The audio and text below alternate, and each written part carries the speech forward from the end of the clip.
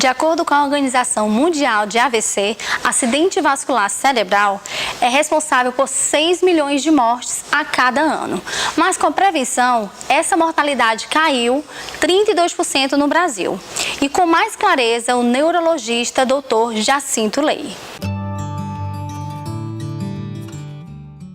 A ocorrência do AVC ou derrame cerebral é mais comum na faixa etária entre 60 a 80 anos, geralmente relacionado às alterações metabólicas típicas da idade e ao maior grau de alterações cardiovasculares. Mas o número de casos de derrames entre população mais jovens está preocupando os médicos. Para nos explicar com clareza, o neurologista Jacinto Lei vai falar sobre o assunto. O AVC em jovem preocupa porque é uma faixa etária produtiva, né, para a sociedade, só que não tem tanta relação como no AVC da faixa etária mais avançada, que é mais relacionado ao estilo de vida, né, porque o AVC em jovem é mais relacionado a alguns tipos de doenças que predispõem o AVC, como vasculites, doenças inflamatórias do colágeno. Tá? Então, é mais peculiar o acidente vascular em paciente jovem, que é uma faixa etária que não é a que a gente espera que ocorra esse tipo de doença. Como eu sei quando uma pessoa está tendo um AVC e como eu posso ajudar? É importante essa pergunta porque a população precisa entender que o AVC é uma manifestação vascular do cérebro, onde você vai ter um envolvimento, um sintoma neurológico que pode ser diverso, ele não é único em toda a manifestação de AVC. Então, numa pessoa pode dar de um jeito e outra pode dar de outro. Então, você pode ter uma fraqueza muscular de um lado do corpo, pode ser um problema visual também, pode acontecer esse problema visual. Então, uma alteração na fala é outra possibilidade, um erro na movimentação dos olhos também, o olho ficar, como se a pessoa ficar caolho também. Então, são manifestações neurológicas que são múltiplas e qualquer alteração ou do sensório, ou seja, a pessoa ficar sonolenta, conversar bobagem, confusa, isso já pode ser também uma manifestação do AVC, mesmo que ele não tenha uma fraqueza muscular, uma fraqueza de um lado do corpo, uma banda morta, como popularmente o paciente refere, tá? E qual um teste simples que a gente possa fazer para identificar um AVC?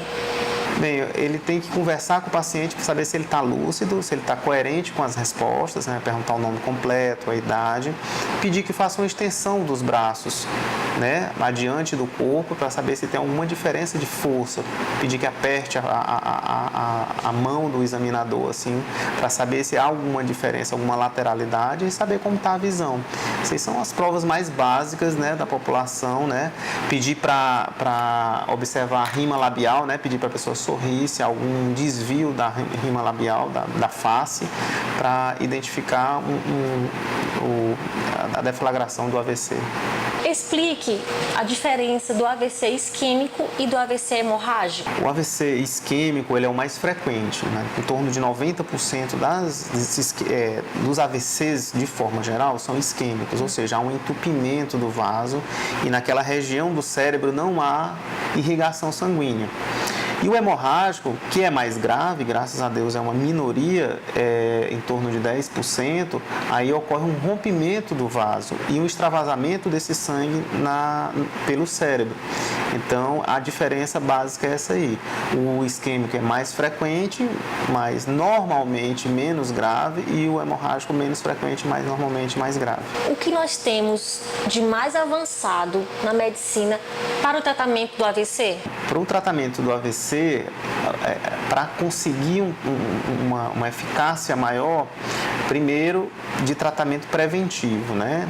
A prevenção é assim quase que tudo no tratamento, né? Pois a pessoa controlar a pressão arterial, controlar os índices de glicose, né? O diabetes, fazer atividade física, controlar o colesterol.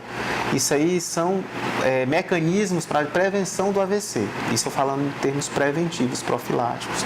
Em termos de tratamento, atualmente, por exemplo, para o AVC isquêmico, a gente tem, se for diagnosticado nas primeiras 3 horas, ou seja, se a pessoa tiver a manifestação neurológica, o familiar identificar rapidamente, encaminhar para um centro neurológico, você vai ter condições, inclusive, de tentar reverter esse AVC. É uma artéria que está entupida, a gente pode, por várias maneiras, né, através de medicações na veia ou através da angiografia, né, um tratamento intervencionista, você pode desobstruir e recanalizar a artéria que foi fechada e tentar reverter os sintomas.